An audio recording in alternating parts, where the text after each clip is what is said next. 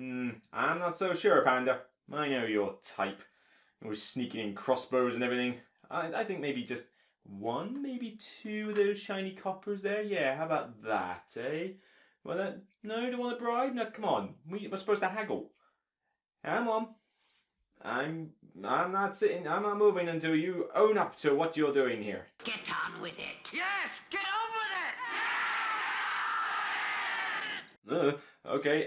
Make it 7. We got a deal. Oh, come on, make it 7. 6. Get on with it!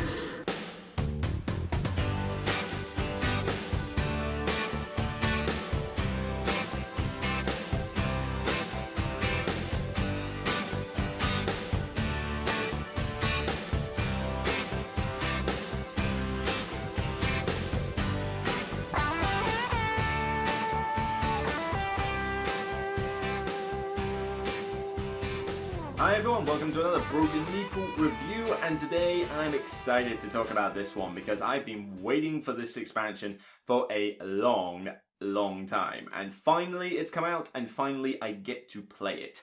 If you've paid attention to my top 100, you'll know that Sheriff of Nottingham features very highly. I can't remember exactly where I put it, but I think it was the top 25. I can't imagine it'd be any lower.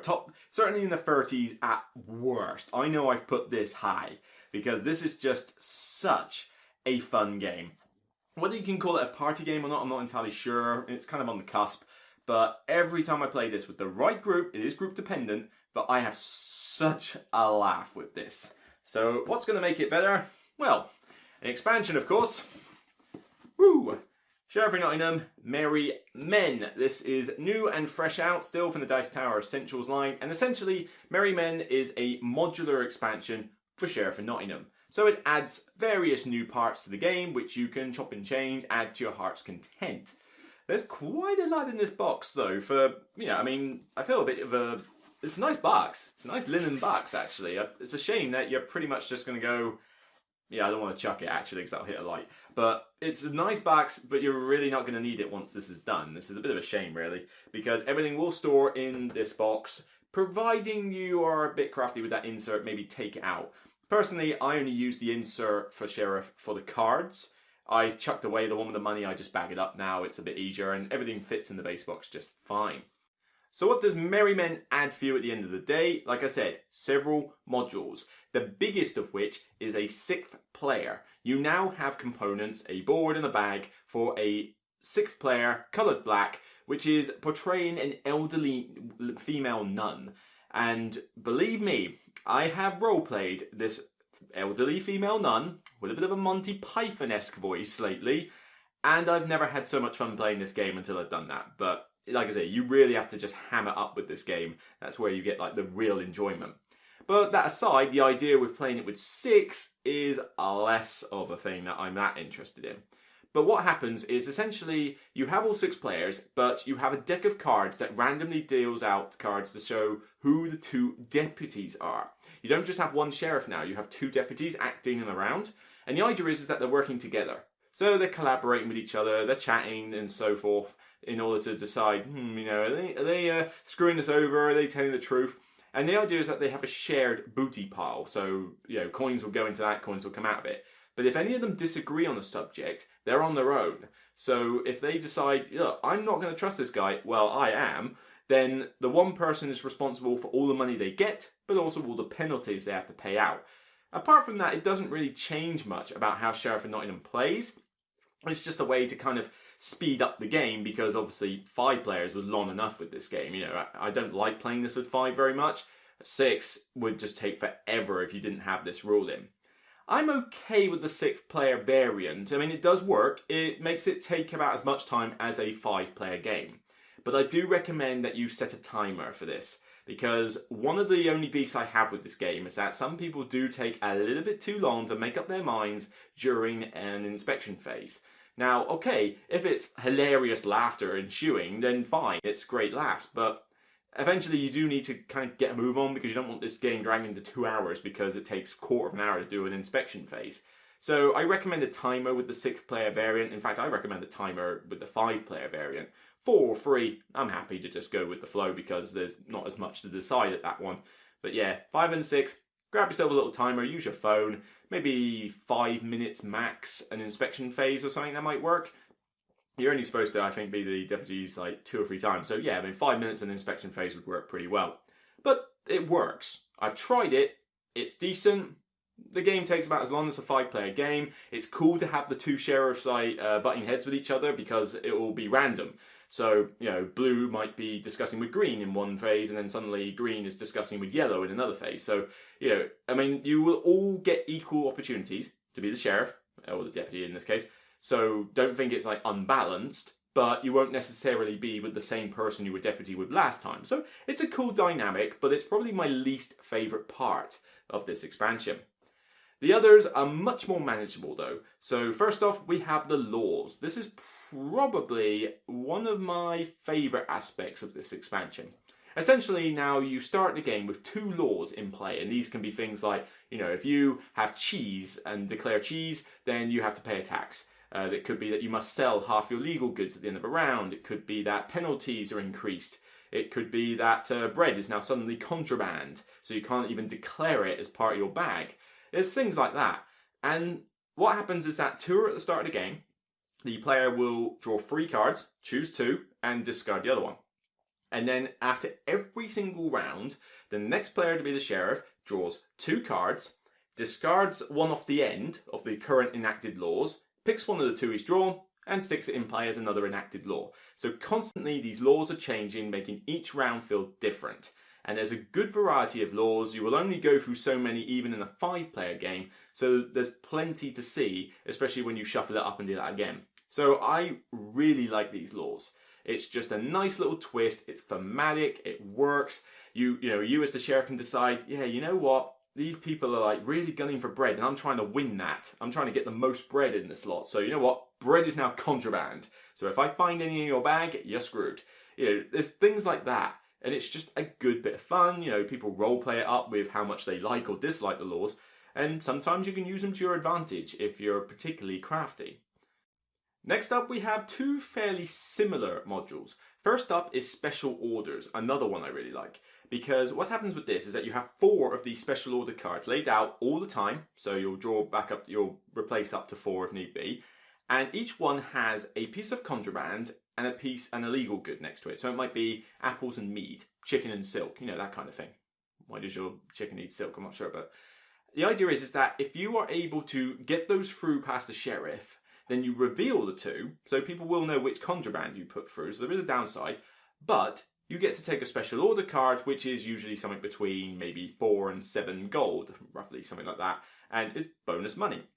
So you could actually use that as another path to victory, like, I'm only going to lie every now and again, but I really want to get those special orders because it's bonus money, and you don't lose the goods, so you always retain them. The black market is very similar to this. There are 2 cards for each of silk, mead and pepper. And the idea is that when you have managed to sneak through 3 of a particular type, you get to reveal the 3 cards, discard them from the game, and take one of those black market cards. This has 2 advantages. One, the black market card is usually worth about 10 more than the actual contraband value, so bonus money. And the second thing is that with help from laws and an expansion module I'll get onto later, no one could steal or nick that contraband off you now because it's out of the game. So you've kind of secured your points for that.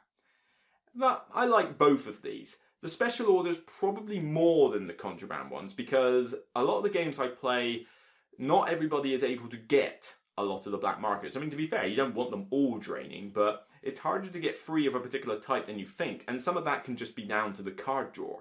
Because if you're going to draw contraband from the discard pile, you're taking a big risk with the next sheriff. So you're kind of hoping you'll draw them from the deck, and it may not necessarily gel well with what you're trying to do. So I like them. They come into play now and again, but I prefer the special orders. I think they're easier to use, they're easier to sneak through, they're a nice little thing, there's plenty of them in the deck. It's a cool path to victory that, I'll always use in every game. And then finally, we have the Merry Men. The Merry Men is another type of contraband, except they all have special abilities. It's Robin Hood and all his merry men, so these are all characters. If you can sneak one of them through your sheriff, and you always have one at all times, unless you muck up with one of them, you have to, you get them past the sheriff, and then you collect the money they're worth straight away, and you trigger a special power. And this could be nick gold from someone else, remove a piece of contraband from the game, draw cards in exchange with a discard power, cool stuff like that. But the artwork is great on everything. You've got all these different things like going on at once of like, do I sneak this through? Do I sneak that through? And if you haven't already got the impressions of this expansion, it's essentially giving you more reasons to lie. This is one, I don't find it that much of a problem, but some people dispute with the original base game that you were better off just telling the truth, really. That there wasn't much incentive to lie. Now there is. Because you've got those black market cards, you've got the special order cards, you have to lie to get the merry men through, so there are more opportunities to lie. And of course, that's dangerous because you're gonna, have to make certain you get it past the sheriff, but it adds to the tension, it adds to the fun, because more and more people are trying to sneak them through, and you can pull off some really, really funny moments with it. One in particular I can think of was last night's game, in fact. I had, a girl on my table had stated that as long as we only declared 2 goods, there was a law that said we got bonus money if we only declared 2 goods, and paid her $6, then she would let the bag through, no questions asked. So 3 of us took her on that offer. And you might think, oh my god, man, you just gave her 18 coins. That's ridiculous. Except I snuck a merry man through who removed a piece of contraband from the game. So I nicked one of her silks. And my friend had put another merry man through who said steal 4 gold from someone. So her 18 coins became just 7. And then the player who didn't go in for that bargain was able to get paid compensation for opening her bag. So basically her grand plan kind of collapsed in on top of her. She still managed to actually win the game though, so kudos to her. But it was just so much fun to pull that trick off. And I didn't know the others were going to do it. It's just, this game creates those kind of moments, especially now with this expansion. So what's the good and bad sides of it? To be honest, what bad sides? Everything in here is so easy to include, there is no reason not to teach it with the base game. Now, I don't recommend that you have a 6-player game with new players. That is the one caveat, because that's going to take you a long time, and that's a lot of people to learn how to play Sheriff of Nottingham. So I recommend Sheriff not for newbies. The Sheriff is, the 6th player, the deputies. That is definitely for more veteran players who know what they're doing and you want to get 6 of you together. It's my weak part of the expansion, except for the fact that you get to roleplay in none, which is quite funny. But yeah, aside from that, it's not exactly a major part of it. But it works fine. It's just not one that I gun for all the time, because I prefer to play this with 3 or 4 players if possible, and 5 or 6 only if it's like, well, you know what you're doing, and I'll set a timer, but I really want to play Sheriff, because sometimes I just want to play Sheriff. But the other expansion modules are so easy. The Merry Men, easy. Sneak this guy through, collect money, trigger ability. The Special Orders, meet the order, sneak it through, get more money. The Black Market, get free of a piece of contraband through, trade them in, get the Black Market card. Laws, here's 2 cards, pick one, stick it in play. So easy. I mean, it adds to the table space on this thing, but it doesn't make it a table hog game, but they're so easy to teach. Everything in this expansion, trying to say it out loud, is so simplistic, yet makes such a big impact on the game. There is no reason not to include everything in this box with Sheriff of Nottingham. Yeah, I'm using it as a prop. But, so, not only do I get 5 laws, Merry Men, Black Market, so 5 new ways to change up this game. I can include them in every game. There is no reason not to use them. Because if you can understand how to play Sheriff of Nottingham, you can understand these. And I love it when expansions do that. They give you an impactful change without increasing the complexity. If anything, it gives you more reasons to lie, plus point. It gives you more paths to victory, because you can aim for specific order cards or the black markets, do a balance of each, whatever.